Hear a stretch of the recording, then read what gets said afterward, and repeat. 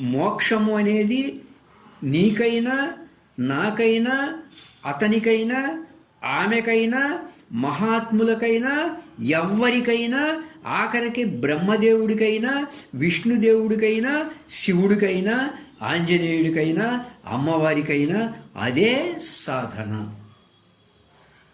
శ్వాస మీద మనసు నుంచినప్పుడు మనసు అనేది నిశ్చలంగా ఉందా లేదా అంతే మనం చూసుకోవాల్సింది.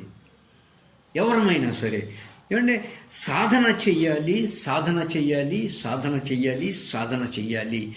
శరీరాన్ని, ఇంద్రియాలని, మనసుని, బుద్ధిని కట్టివేయకుండా స్వరూప జ్ఞానాన్ని, ఆత్మస్వరూప జ్ఞానాన్ని అంటే ఆత్మానుభూతిని పొందే అవకాశం ఎవ్వరికీ లేదు.